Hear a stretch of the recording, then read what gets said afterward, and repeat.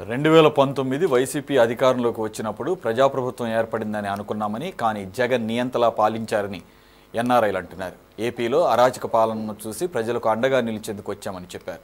మేలో జరిగిన పోలింగ్కు 2 నెలల ముందే ప్రజల్లో చైతన్యం తీసుకొచ్చేందుకు కష్టపడ్డామని చెప్పారు. ప్రజాప్రభుత్వం ఏర్పడితే జరిగే అభివృద్ధి గురించి అందరికీ వివరించామని తెలిపారు.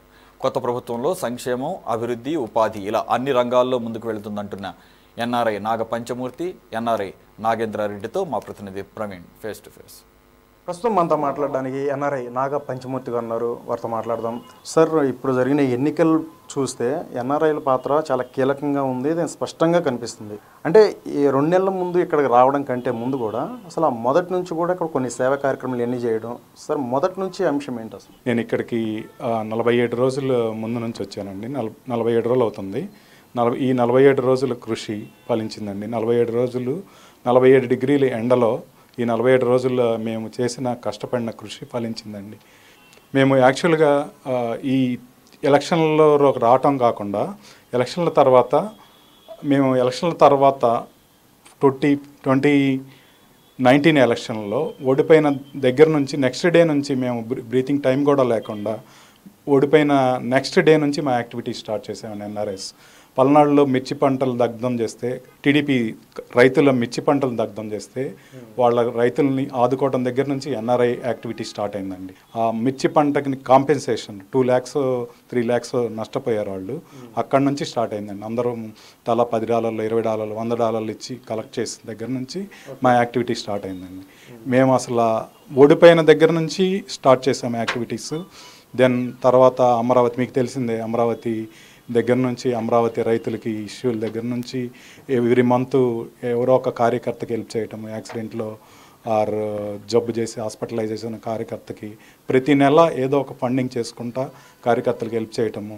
దెన్ ఆర్గనైజేషన్ జయరామ్ కమిటీ గారి ఆధ్వర్యంలో ఎన్ఆర్ఐ టీడీపీని ప్రతి సిటీకి ఫామ్ చేసుకున్నాను.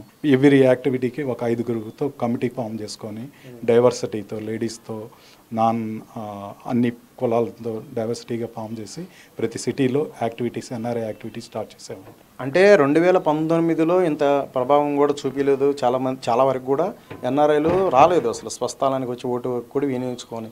ఈ 2024 ఎక్స్పెషల్లీ ఎందుకు ఇంత చాలా వేలల్లో కొద్దీ ఇక్కడికి రావడం, 2 నెలల ముందే తమ ఓటు హక్కును వినియోగించడం కాకుండా సరైన పాలన ప్రజాప్రభుత్వం ఏర్పడాలంటే ఒక చైతన్యం కలిగించే విధంగా ఇన్ఫ్లుయెన్స్ చేయడం కూడా ఎందుకు గతంలో కంటే ఇప్పుడు ఇలా చేయడం?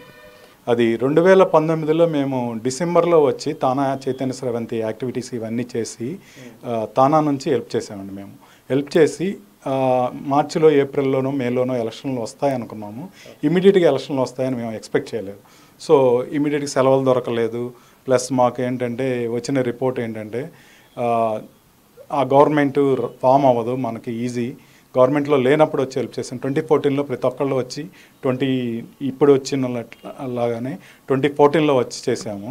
2019లో గవర్నమెంట్ ఉంది కదా, మాకు వచ్చిన ఇంటెలిజెన్స్ రిపోర్ట్లు ఇవన్నీ చూసి మనకి జగన్మోహన్ రెడ్డిని కూడా ఇంత డెవలప్మెంట్ చేసి ఇన్ని యాక్టివిటీస్ చేసినాక, సంక్షేమాన్ని డెవలప్మెంట్ని పరుగులు పెట్టించినాక ఇంకా మన అవసరం లేదని అనుకున్నామండి. మేము అక్కడ పొరపాటు పడ్డాము. అవతల అతన్ని తక్కువ అంచనా వేసి మనం లేకపోయినా మన అవసరం లేదని అదే టైంలో వైసీపీ ఎన్ఆర్ఐస్ వచ్చి ఈ రాష్ట్రాన్ని నాశనం చేయడానికి వాళ్ళు వచ్చారు. మేము మిస్అండర్స్టాండ్ చేసుకొని మేము తక్కువ అంచనా వేసి రాకపోవటం వలన జరిగిన అనర్థమేనండి ఇది ఈ లాస్ట్ 5 yearsలో. సో దాన్ని రియలైజ్ అయ్యి ఈసారి మనం చావో రేవో మనం చేయాలి అని చెప్పి యాక్టివిటీస్ స్టార్ట్ చేసి 6 నెలల ముందు నుంచి స్టార్ట్ చేసాం. కరోనా టైంలో కూడా మేము తానా నుంచి వాటి నుంచి సోషల్ సర్వీసెస్ యాక్టివిటీస్, టీచర్స్కి తానా నుంచి హెల్ప్ చేసాం. మేము అందరం ఫండ్ చేసుకొని ఉపాధి కోల్పోయిన టీచర్లకి ఫండింగ్ పంపించి 2 నెలలకి గ్రోసరీస్ సప్లై చేసాం.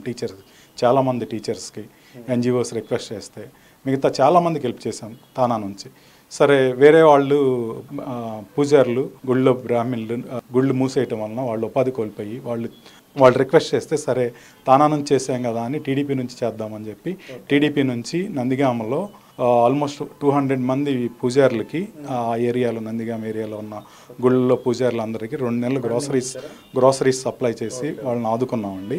అదే కాకుండా రాష్ట్రంలో కరోనా పీడ నుంచి అందరూ తొలగిపోవాలని నందిగాంలో మహాయజ్ఞం చేయించామండి వాళ్ళతోనే. సార్, మీరు ఇన్ని సేవా కార్యక్రమాలు చేస్తున్నాము అంటే మాకు ఏ పార్టీతో సంబంధం లేదు, ప్రజల శ్రేయస్సే ముఖ్యమంటూ కూడా కరోనా టైంలో ఆదుకోవడం, అలాగే చాలామంది కూడా ఇంతకుముందు మీరు చెప్పిన ఒక లిస్టు ఆధారంగా చూస్తే చాలామంది చాలా విధాలుగా మేము హెల్ప్ చేస్తామని చెప్తున్నారు వాస్తవానికి.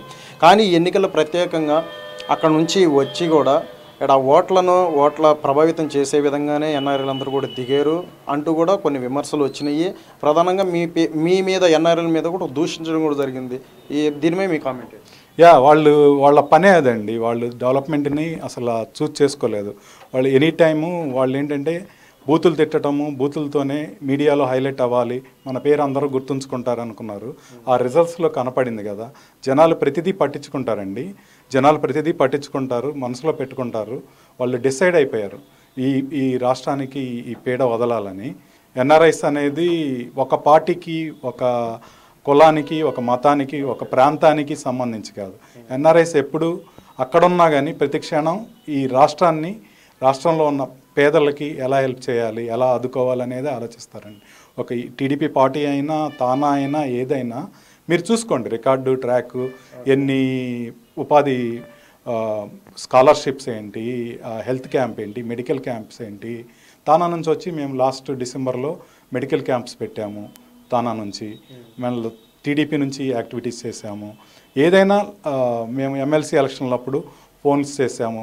ఇన్ఫ్లుయెన్సర్స్కి కాల్స్ చేసి ఒక్కొక్కళ్ళు ఒక 50-100 కాల్స్ చేసి, అలా కాదమ్మా, మీకు ఫ్యూచర్ అంటే మీకు ఉపాధి వస్తేనే మీరు ఇలా చూసి ఎలక్షన్లప్పుడు డబ్బుల కోసం ఇదిగా ఆశించకుండా మీకు ఉపాధి వస్తే మీరే వాళ్ళని కమాండ్ చేయగలరు, వాళ్ళని డిమాండ్ చేయగలరు అని వాళ్ళకి ఎక్స్ప్లెయిన్ చేస్తే వాళ్ళు అర్థం చేసుకొని ఓట్లు వేశారండి. ఇప్పుడు ఎలక్షన్లో కూడా ప్రతి ఒక్కళ్ళు, మేము ఇక్కడికి వచ్చి గ్రౌండ్ లెవెల్లో వర్క్ చేసాం, కానీ అక్కడ ఎన్ఆర్ఐస్ ప్రతి ఒక్కడు ఫోన్ తీసుకొని ఒక్కొక్క ఇన్ఫ్లుయెన్సర్స్కి కాల్ చేసి, ముందు గ్రామంలో పెద్ద ఆయన ఏ పార్టీ అనేది అనవసరం, ఆయనకి కాల్ చేసి, ఫోన్ తీసుకొని కాల్ చేస్తే ఒక ఎన్ఆర్ఐ కాల్ చేశాడు, ఇలా కాల్ చేసిన వాళ్ళు మాతో మాట్లాడిన వాళ్ళు లేరు అని చాలామంది కన్వర్ట్ అయ్యారండి. వాళ్ళు ఇంకో 10 మందితో మాట్లాడి ఓట్లు వేయించారండి. ఆ రిజల్ట్స్నే మనం ఇప్పుడు చూస్తున్నామండి.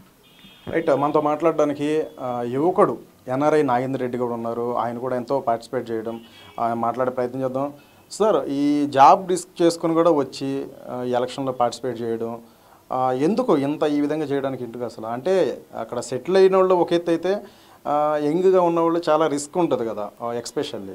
సో మీరు అడిగిన ప్రశ్న చాలా బాగుంది. యూత్గా మీరు ఎందుకు వచ్చారు, మీరు ఇప్పుడు సెటిల్ అవ్వాల్సిన టైము, ఇప్పుడు ఎందుకు మీరు వచ్చారు? సో ఇక్కడ చూస్తే నేనైతే అమెరికా వెళ్ళాను 7 years బ్యాక్. బట్ నాతో పాటు చదువుకున్న చాలామంది మా ఫ్రెండ్స్ ఇక్కడ పరిస్థితులు ఎలా ఉన్నాయో మాకు ఎప్పుడు ఫోన్ చేసి చెప్పడం, ఇక్కడ అసలు బాగలేదు, ఇక్కడికి అసలు రాకు అనే సిచ్యువేషన్లో ఉందని చెప్పడం జరిగింది.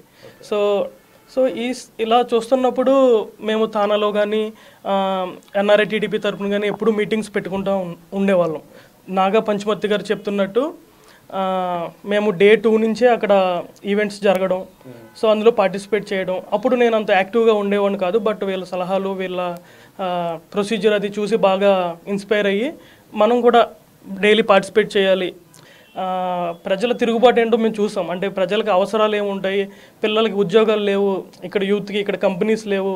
ఇవాళ అక్కడ ఎన్ఆర్ఐస్ అందరూ కూడా ఇక్కడ కంపెనీస్ పెడదామనే ఆలోచనలు ఉన్నారు. రేపొద్దున మేము కూడా ఈ డెవలప్మెంట్లో మాకు ఒక మంచి స్వర్ణయుగం అంటున్నారు. సో జరగబోయేది ఏంటో చూద్దాం. బాబు గారు అనే దాని మీద మాకు నమ్మకం ఉంది. ఆయన విజన్ ఏంటో మాకు తెలుసు. 1999 to 2004 మా ఫాదర్ ఎప్పుడూ చెప్తూ ఉండేవారు అప్పుడు ఎలా జరిగిందో అభివృద్ధి అనేది. ఇవాళ దానికి మించి జరగబోతుందని మేము అభిప్రాయపడుతున్నాం. మా జనరేషన్కి చాలా అదృష్టంగా మేము ఫీల్ అవుతున్నాం. రైట్, అది ఎన్ఆర్ఐ నాగ పంచమూర్తి, అలాగే ఎన్ఆర్ఐ నాగేంద్ర రెడ్డి చెప్తున్న మాటలు ప్రధానంగా చాలా వరకు కూడా ఇన్ఫ్లుయెన్స్ చేయడం అనేది ప్రధానంగా 5 ఏళ్ల వైసీపీ పాలనలో కూడా అంత నాశనమైంది. ఇవన్నీ కూడా అక్కడ నుంచి చూసి మేము Day 1 నుంచి కూడా ఇవన్నీ తట్టుకోలేక మా యొక్క సొంత రాష్ట్రానికి జరుగుతున్న అన్యాయాన్ని ఎట్లయినా సరే సరిదిద్దాలనే ఉద్దేశంతోనే ఇక్కడికి రావడం, అక్కడ ఉన్నా సరే చాలా ఫండింగ్ ఆదుకోవడం జరిగింది అన్ని విధాలు కూడా కరోనా టైంలో కూడా. ఇంకా ప్రధానంగా ఎన్నికలకు సంబంధించి అయితే ప్రజాప్రభుత్వం ఏర్పడాలంటే సో ఎన్ఆర్ఐల పాత్ర కూడా అంటే వారి యొక్క ఇన్ఫ్లుయెన్స్ అనేది ఉంటుంది కాబట్టి సో ప్రధానంగా దాని విషయంలో కూడా మీ యొక్క రావడం ఇక్కడ, అలాగే ప్రతి ఒక్కరిని ఓట్లకి చైతన్యం చేయడం, ఇవన్నీ చేస్తే కూడా కొన్ని అపోహలు విమర్శలు చేశారు. ఇవన్నీ కూడా వారి విజ్ఞతగా వదిలేస్తామంటూ కూడా చెప్తున్నారు. కెమెరా పర్సన్ నానితో ప్రవీణ్.